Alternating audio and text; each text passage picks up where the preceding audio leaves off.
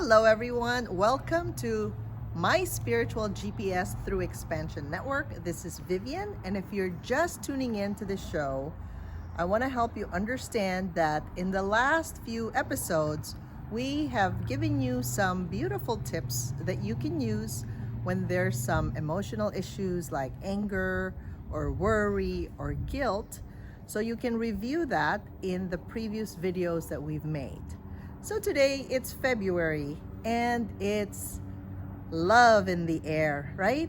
So I wanted to share with you, if you are a female and especially if you're doing business as a business owner, you are most likely putting yourself last, and unconditional self-love is something that is foreign to you. So I'm going to give you a concept, a little bit of that. So let's break things down, shall we? So being a female, we're women, we have a lot of hats, right? We play a lot of roles. So you may be a mother, you may be a sister, you may be a daughter, you may be a cousin, you may be a friend, and you're also an entrepreneur, you're a business owner. The question is, when do you actually put yourself on the schedule? When do you take time to take care of yourself?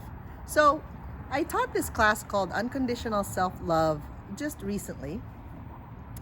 And we've defined the difference of a self-esteem versus when you truly accept yourself without any conditions. And it's fascinating because we realize that in society, we've been programmed to listen to our parents, ancestors, tradition, our educational system, religion, culture, right? Can you relate?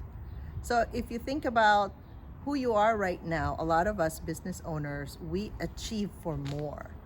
Why is that, right?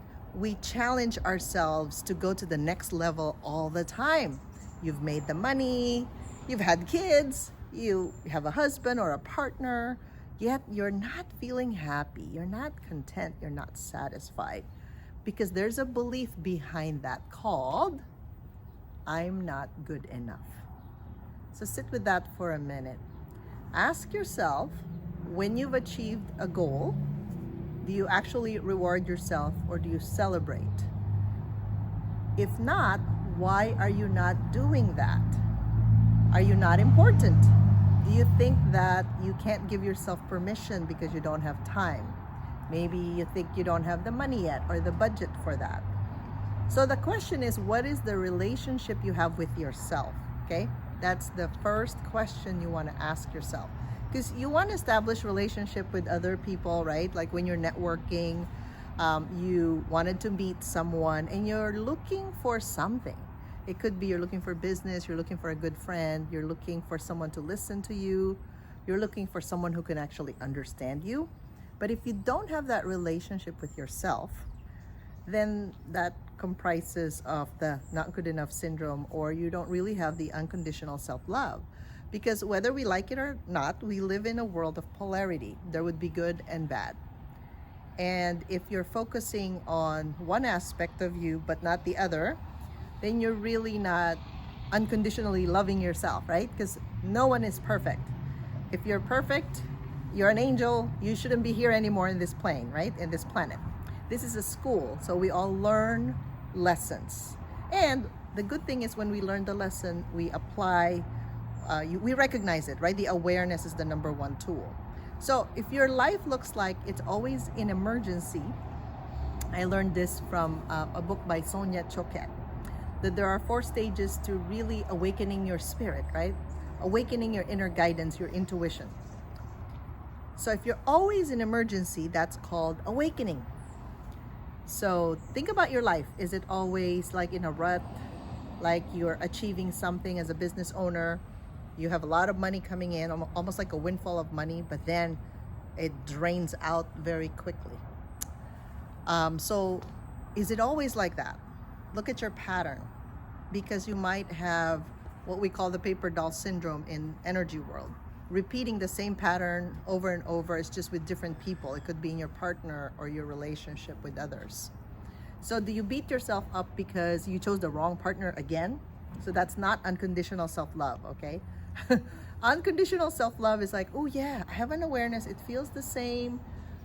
It seems like I'm feeling the same thing, and your gut's telling you something, but you're not listening to it.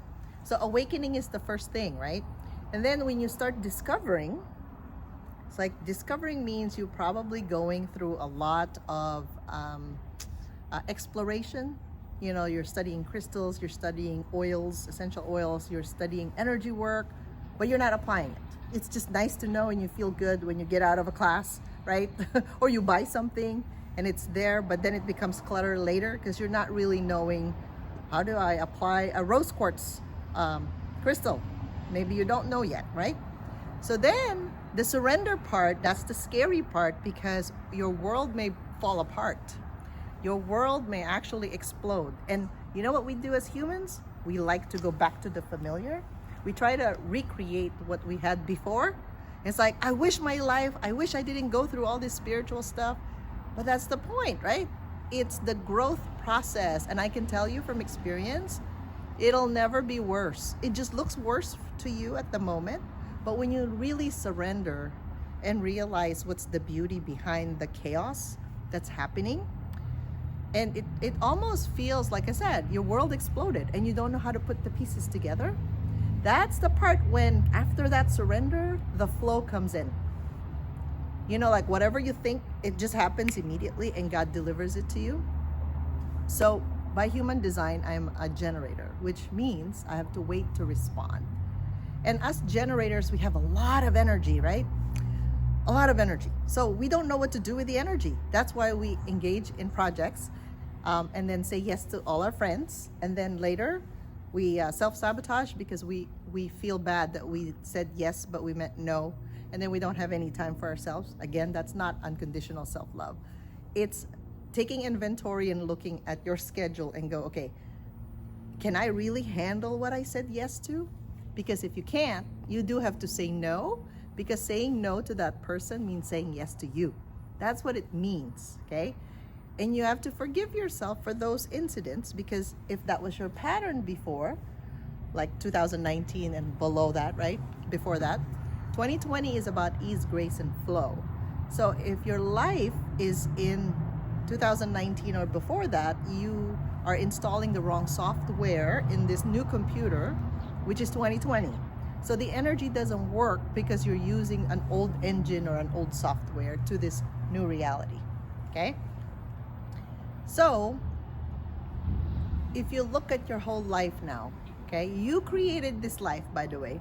You're the director, you're the actress, you're the producer, you're the support system, right? If you're not happy where you are now, it's time to change it. Only you can change it because you're the one who created this life. So when you look at your spiritual GPS, okay, GPS just means global positioning system. Or you can think of God positioning system. Like, how does God find you, right? So think of 3 points, like a triangle, or 3 satellites. You have your story.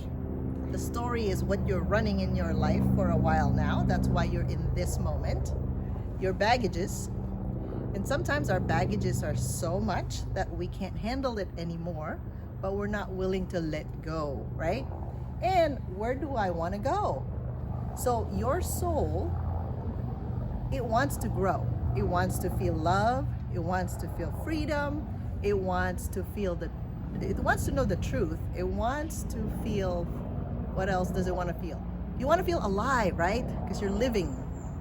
So our soul would always want to reach for more, because if you've lived in previous lifetimes, all the lessons you've learned, it's like you're putting it together and you're accumulating it here. And the reason why you get these stories is because you remember from your subconscious mind from the past what had happened and how did you deal with that. Now the question is, if you dealt with it the way you did before, you're gonna arrive at the same results. But because your mind doesn't want you to change, right? It wants you to stay the same. Your mind doesn't like change, okay? It wants you to be completely safe. What does that mean? It means if you just go to work, right, you have your own to-do list, you have your husband to take care of, or he takes care of the kids perhaps, and then you have kids, that's your usual life. And any interruption there will alert the brain of an emergency, okay? So when you're wanting more for your life, it could be you want a better relationship with yourself or with your loved ones. And I promise you, when you have a better relationship with yourself, you love and respect yourself, like your time, energy, and money. What will happen is everyone around you, in the beginning, they will resist the change. They will fight tooth and nail just for you not to change. Because in your head, subconsciously, you're afraid of the change. So you're believing that thought process. Let's say the first part of our program, we said you're not good enough, right? Like, I see this a lot in all the business owners that I treat. Every time they want to earn more money, their money conversations show up. And somehow they don't think they deserve it or they're not worthy of it. So I can tell you, money is energy. You know that, you've heard it many times. Money is neutral, it's not good or bad. And money is pretty much unlimited, okay?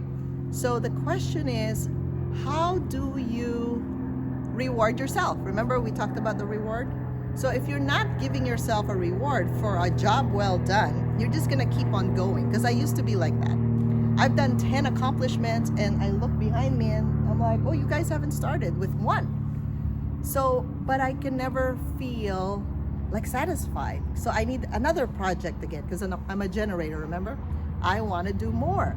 So the hardest part with a generator is I had to wait to respond. So when you start applying spiritual tools and spiritual laws, it's interesting because the more I wait, the universe delivers things to me. And how cool is that, right?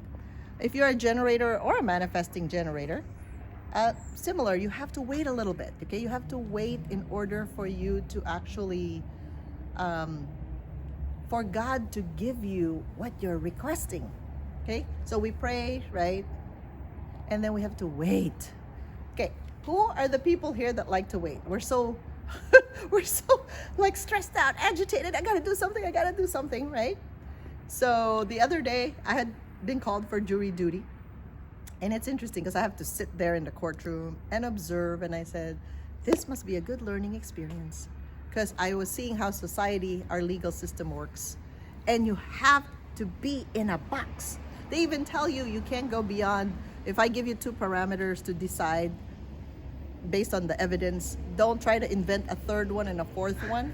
And I'm like, oh my gosh, that's kind of difficult for me to stay in that box. Because when your awareness has expanded, because you know it's not just physical and mental and emotional, you have a spiritual side. When your world starts to expand that way, it's very interesting because you look at things very differently. It's like an aerial view, like a 10,000 foot view. So you don't just look at a problem and think that there's only one solution, because what's the infinite possibility that there are 10,000 solutions to this one problem that you think you have? So the main thing is, if you have your own spiritual GPS, right? But you're not in the present moment, meaning you're in the past, you're solving things based on your past, or you're in the future because you don't like your life right now, that's not present. You're not in your body. So I tell people this, it's like they float out of their body, their soul goes somewhere, because they're thinking of something else. So I'll give you an example. I did this a lot when I was stressed out. So I was treating a client, right, on the table, hands-on healing. And then I was thinking, oh, I got to do the marketing. Okay, so that splits my thought, right? And then I go, oh yeah, I have to grocery shop today because I don't have dinner yet prepared for my family. And then I go, oh yeah, my car needs a tune-up. So do you see what's happening? So instead of me focusing on what this client needs at that time, because that's presently what's happening, I am in 3 different places at once, right? So my GPS, I can't hear the GPS. So if God's saying, Okay, focus on the kidney, let's say, or focus on the low back and drain it all the way down so the person can release that. Maybe I can't hear that because I'm thinking of my groceries, I'm thinking of marketing, and then I'm thinking about my car, right? So how many times as women we do that? We do that a lot, okay? I know we do that a lot.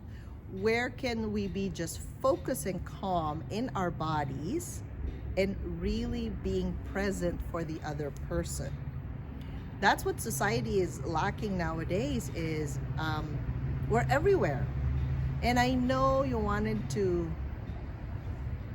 accomplish a lot of things. But I can tell you the satisfaction that comes with beginning a task and ending a task, you feel good. You feel satisfied. It's like you open a door, you took a look at what is there. You had to clean up things sometimes if you have to, right? And rearrange the furnitures, but then you're done after a while. You don't need to go back to that project because it's done. So I'm going to give you one exercise to really help you with being in the present moment. Shall we? So the one easy thing that you can do is, of course, to start with your brain, right? The thought process. So if you feel scattered, you can put your index finger above your upper lip and your other hand on your belly button. And you take a deep breath, and you can think of like the blue color like this or the ocean. And you're gonna breathe as if you're bringing water to your head from the earth all the way up. So when you bring water energy, blue, it's very cooling. So it calms your brain, right? So you're gonna breathe in blue, and then you're gonna breathe out blue. And you just intentionally ask the divine to give you all your energies back to you. And you can do this for a few minutes to help you really just be in your body. That will help you a lot. And the other thing you can do, you've heard of prayer, right? Prayer position. If you connect your thumb, index, middle, ring, and little finger, and then your palms, and you put your thumb right on your chest. This balances your right hemisphere and your left hemisphere. So the right brain, this is where your emotional body lies, right? Emotions are stored there. And then this left brain is your logical brain, all the analytics and your thinking brain. So when you do this, and again, you breathe with the blue, you add that color, you're gonna start to notice that things flow through you like energy. Like you don't think about how energy flows, right? It's like if you plug in a socket, there's electricity, that's energy. So we're just breathing blue and blue. And if you're standing, it's good to really feel that your feet are on the ground. You're supported no matter what. So those two techniques are the tips we have for this week.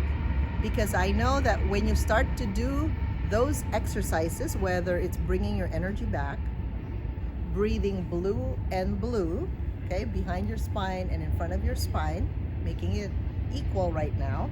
Unless you have a lot to release, then you can exhale longer. And then balancing your brain, that will help bring you to the present moment. And maybe you're a mom or a business owner that has lots and lots of things to do, but I'm sure you can take 5 minutes to yourself, because when you do that every day, you'll notice that the world mirrors that back to you. Like when you care for yourself, other people will care about you too. So I want you to try that technique and see what happens. So I'll talk to you next week again. Thank you.